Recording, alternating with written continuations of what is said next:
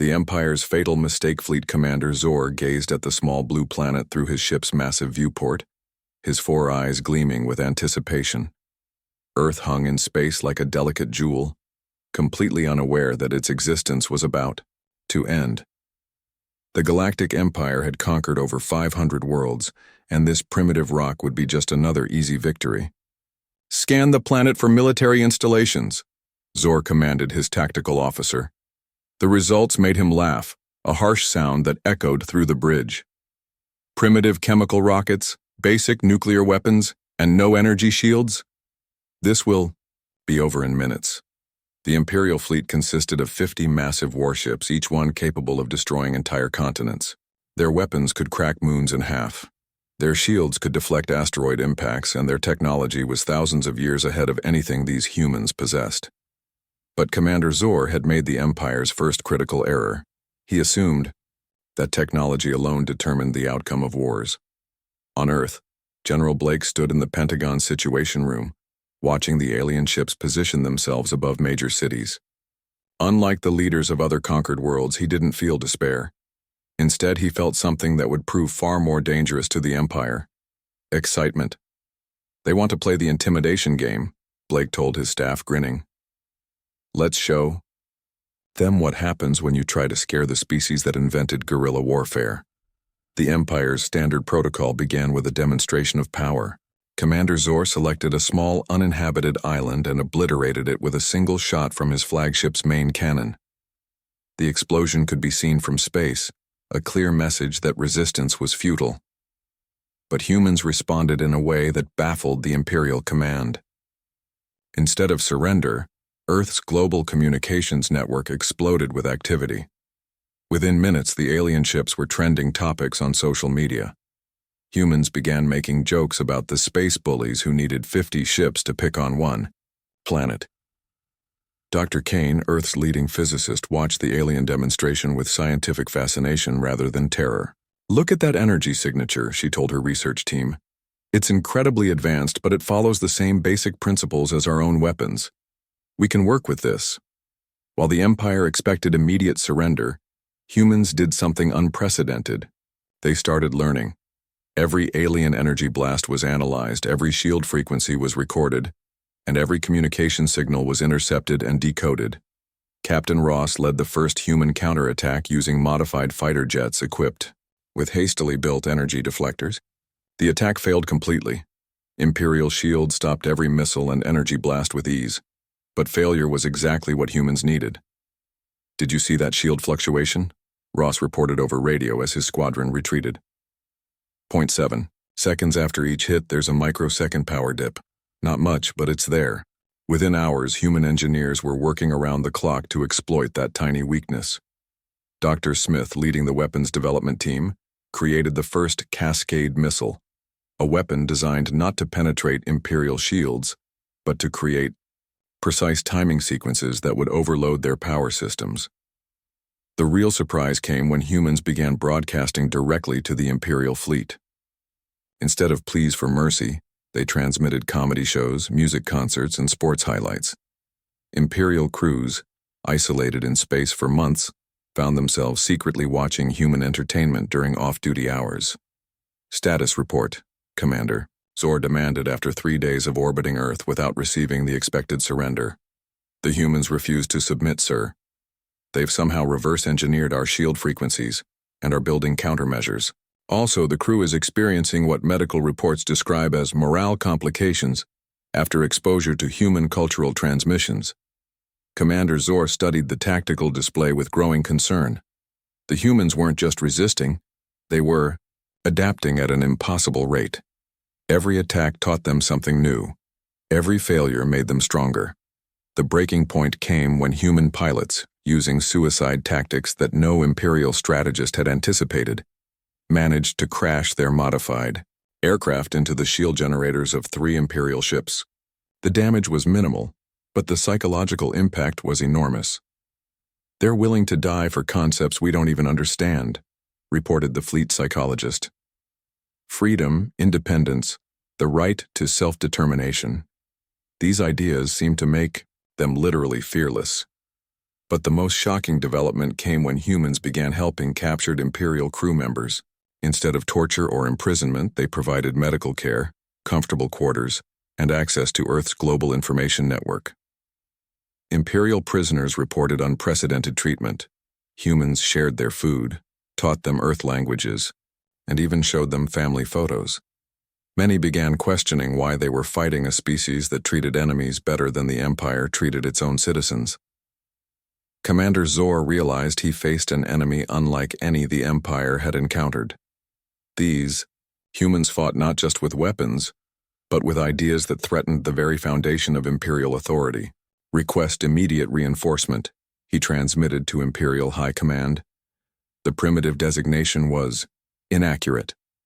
The Empire was about to learn that underestimating humans was always a fatal mistake. Human innovation strikes back, War Admiral. Vex arrived with the Empire's second battle fleet, 200 of their most advanced warships. His reputation was built on crushing rebellions quickly and thoroughly. He expected Earth to be just another routine pacification mission. Begin standard orbital bombardment, Vex ordered from his command throne. Target their major cities and military installations. The massive fleet opened fire, expecting to witness Earth's final moments. Instead, their weapons struck sophisticated energy barriers that hadn't existed during the first Imperial visit. Somehow, in just 6 weeks, humans had developed planetary defense shields. "Sir," reported his science officer, "their defensive technology appears to be based on our own designs, but modified in ways our computers classify as, theoretically, impossible." Below the shields, Engineer Davis worked frantically in humanity's new underground command center. "Shield power at 60% and holding," she announced to President Vale. "The alien attack is actually charging our backup generators." Humans had done something that defied Imperial understanding. They'd turned enemy weapons into a power source. Every blast that struck Earth's shields was converted into energy that strengthened the planet's defenses. But defense was only the beginning. Captain Stone led the first wave of humanity's new space fleet. Ships built using reverse-engineered Imperial technology and human creativity. These vessels looked nothing like standard Imperial designs, appearing more like armored meteors than military spacecraft. "All ships, execute Plan Chaos," Stone broadcast as 50 human vessels launched from hidden bases across Earth's surface. The plan was simple in concept but devastating in execution. Attack everything, everywhere, all at once. Human ships swarmed the Imperial fleet using tactics no military academy had ever taught. They ignored formation discipline, abandoned traditional battle lines, and attacked with what Imperial computers classified as organized insanity. Dr. Park, monitoring Imperial communications from Earth's intelligence center, reported breakthrough after breakthrough. "They're completely confused," she told the War Council. "Their tactical computers can't predict our movements because we're not following any logical pattern." The truth was that humans were following a very logical pattern. It just wasn't military. Logic. Video game tactics, sports strategies, and even dance choreography influenced human battle plans. Pilots who grew up playing three-dimensional combat games found themselves perfectly suited for real space warfare.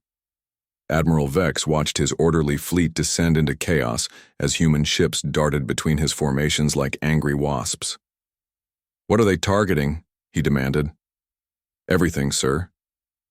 Communication arrays, sensor nodes, waste disposal systems, cafeteria supply lines. They seem to be attacking random targets with no strategic value." But the attacks weren't random. Humans had studied Imperial ship designs and identified the Empire's greatest weakness, their reliance on centralized control systems. By targeting seemingly unimportant subsystems, human forces created cascading failures that crippled entire vessels. The real innovation came from Professor Lee, who had been studying captured Imperial computers. He discovered that the Empire's artificial intelligence systems were incredibly sophisticated, but completely lacking in adaptability. They're programmed to handle known threats using predetermined responses, Lee explained to Earth's military leaders. But they can't cope with genuinely new situations. We need to do things they've never seen before. This insight led to humanity's secret weapon, the Nonsense Protocol. Human ships began executing maneuvers that served no tactical purpose, but completely confused Imperial targeting systems.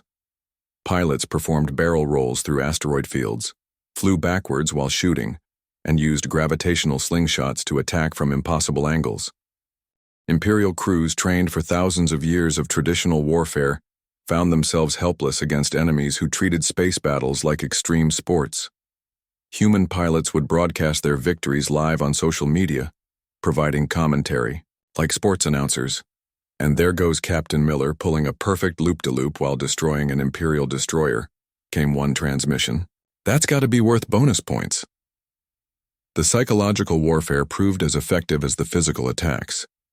Imperial morale crumbled as crews realized they were being defeated by enemies who found the entire war entertaining.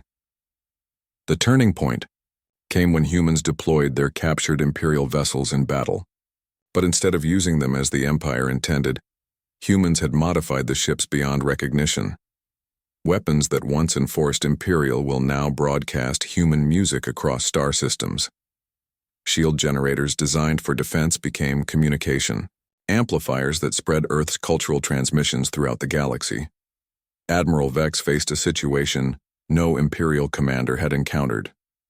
His own technology being used more effectively by the enemy than by his own forces. "Sir," his aide reported quietly, "we're receiving surrender requests from 37 ships in our own fleet. Their crews are asking permission to join the humans."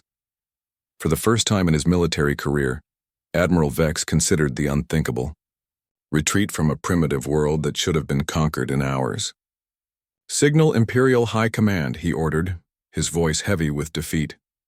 "Request immediate conference. The situation has evolved beyond conventional solutions." The Empire Crumble's Emperor Kral himself arrived at Earth aboard the Eternal Dominion, the Empire's most powerful warship. Accompanied by 1,000 vessels representing the full might of Imperial authority, he came not just to conquer one troublesome planet, but to send a message to the entire galaxy.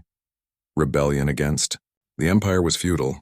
"Prepare the planet cracker weapon," the Emperor commanded from his golden throne. "If we cannot rule these humans, we will ensure no one else can learn from their example." But humans had spent months studying Imperial psychology as thoroughly as Imperial technology. Dr. West, Earth's leading expert on alien cultures, had made a crucial discovery about the Empire's power structure. "The whole system depends on absolute faith in Imperial superiority," she explained to President Vale. "If we can prove that the Emperor himself isn't infallible, the entire Empire will collapse from within." Captain Ford led humanity's most audacious mission, a direct assault on the Emperor's flagship using a technique that would become legendary throughout the galaxy. Instead of trying to destroy the massive vessel, human forces aimed to embarrass it. 50 small human ships, each no larger than a fighter craft, approached the Eternal Dominion, using a formation that Imperial sensors couldn't classify. They moved in patterns that seemed random, but were actually based on complex mathematical sequences that confused Imperial targeting computers. "What are they doing?" Emperor Kral demanded as the tiny human vessels danced around his massive fleet. "They appear to be spelling something, Your Majesty," his tactical officer replied hesitantly. The human ships had arranged themselves to spell out a message visible from across the solar system. Empire expired. But that was only the beginning of their psychological assault. Using modified Imperial communication technology, humans began broadcasting directly into the Emperor's private quarters. Instead of threats or demands, they transmitted Earth's most effective cultural weapon: comedy. Emperor Kral found himself watching human stand-up comedians making jokes about Imperial leadership, satirical sketches mocking Imperial customs, and animated cartoons portraying the Empire as bumbling villains in children's stories. The psychological impact was devastating. How could these primitives not only penetrate his most secure ship, but treat the Empire's supreme authority as a source of entertainment? Engineer Lopez had been working on humanity's ultimate surprise, a computer virus designed specifically for Imperial systems. But this wasn't meant to destroy, it was meant to improve. When deployed across the Imperial fleet, The virus upgraded every ship's systems simultaneously. Life support became more efficient. Food dispensers provided better meals. Entertainment systems offered access to Earth's global media library, and work schedules were automatically optimized for crew welfare. "Sir," reported Admiral Gray from his flagship, "the crew is refusing to remove the human modifications. They claim ship efficiency has improved by 200%, and morale has never been higher." Emperor Kral faced reports streaming in from across his fleet. Ship after ship requested permission to keep the human upgrades. Crews who had served the Empire for decades were suddenly experiencing better living conditions than they'd ever imagined possible. But the real revolution began when humans started broadcasting across Imperial communication networks, not to the leadership but directly to ordinary Imperial citizens on hundreds of worlds. "People of the galaxy," came President Vale's voice on every screen in Imperial space. "You deserve better than a system that treats you as property. You deserve the right to choose your own leaders, to speak freely, to live without fear. Join us in building something better." The response was immediate and overwhelming. Across the Empire, subject species began demanding the same rights and freedoms humans offered. Planets that had been enslaved for centuries suddenly realized that alternatives existed. Captain Reed monitored Imperial communications and reported astonishing developments. 17 worlds have declared independence in the last hour, she told Earth Command. "They're using our broadcasting techniques to coordinate with each other." The Emperor watched his empire dissolve in real time. Centuries of Imperial authority crumbled not under military assault, but under the weight of a simple idea: that beings could govern themselves better than any emperor could govern them. "Your Majesty," his chief advisor whispered, "we're receiving loyalty reports from across the fleet. Less than half our ships still acknowledge Imperial authority." The final humiliation came when the Eternal Dominion itself experienced a crew mutiny. Not a violent uprising, but something far worse for Imperial prestige. A polite request from his own officers to implement human-style democratic decision-making processes. "The crew has voted," reported his formerly loyal captain, "and we've decided that the Empire's methods are inefficient. We're requesting permission to negotiate with the humans for better management techniques." Emperor Kral stared at displays showing his 1,000-ship fleet fragmenting into independent vessels, each one choosing cooperation with humans over loyalty to Imperial authority. For the first time in galactic history, an empire was falling not to superior force but to superior ideas. Victory through compassion. The revolution spread across the galaxy faster than Imperial forces could respond. Within weeks of humanity's broadcast, over 300 worlds had declared independence from the Empire. But unlike typical rebellions, this one was fueled not by hatred, but by hope. General Blake coordinated with liberation movements across dozens of star systems, but his role had evolved from military commander to diplomatic advisor. Humans weren't conquering the galaxy, they were teaching it how to free itself. "Status report from the Centauri sector," Captain Stone announced during the daily briefing. 12 more worlds have requested human assistance in establishing democratic governments. They're not asking for military support, they want help writing constitutions. This was unprecedented in galactic history. Previous rebellions had simply replaced one dictator with another, but humans offered something revolutionary: systems of government where power belonged to the people rather than any single ruler. Dr. Martinez led teams of human political scientists to former Imperial worlds, not as conquerors but as teachers. They helped newly free civilizations establish elections, create legal systems that protected individual rights, and build economies based on cooperation rather than exploitation. The results exceeded everyone's expectations. Worlds that had suffered under Imperial oppression for centuries experienced rapid improvements in living standards, technological advancement, and social harmony once they adopted human governmental models. But the real test came when Emperor Kral's remaining forces attempted to reclaim rebellious worlds through military action. The Empire's response provided humanity with an opportunity to demonstrate their most powerful weapon: compassion. When Imperial forces attacked the newly liberated world of New Haven, They expected to face desperate rebels fighting with stolen weapons. Instead, they encountered something that fundamentally changed the nature of galactic warfare. Commander White led the defense of New Haven using tactics that no Imperial strategist understood. Instead of trying to destroy the attacking Imperial ships, human forces disabled them and then provided humanitarian aid to the stranded crews. "What are you doing?" demanded Imperial Captain Rex as human medics treated wounded Imperial soldiers in New Haven's hospitals.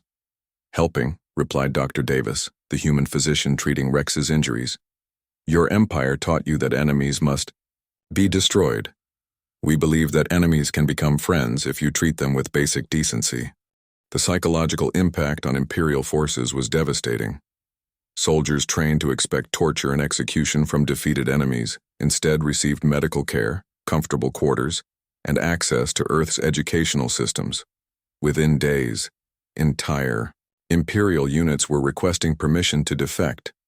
They didn't switch sides for material gain. They switched because humans offered them something the Empire never had: respect for their individual worth. Captain Torres, a former Imperial officer, became one of the most effective spokespersons for the liberation movement. "The Empire told us we were valuable only as tools for conquest," she testified before the new Galactic Council.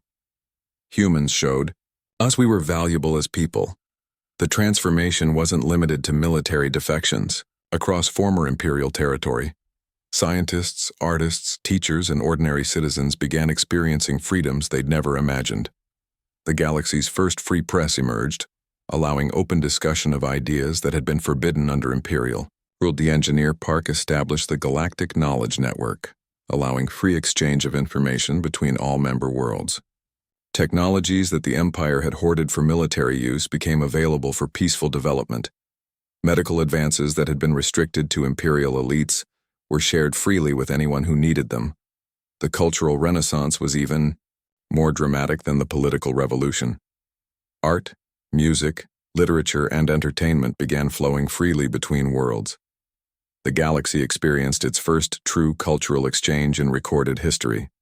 But perhaps the most significant change was in how conflicts were resolved. When the crystal beings and the metal folk, two species with centuries of hostility, came close to war over mining rights, humans introduced them to the concept of mediation. "Instead of fighting over resources," explained Ambassador Lewis, "why not work together to find solutions that benefit everyone?"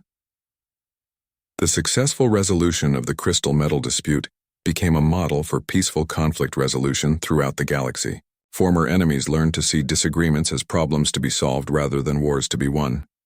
Emperor Kral, now essentially ruler of only his own flagship, received daily reports of his empire's transformation. Worlds he had controlled through fear were prospering under human-inspired governments.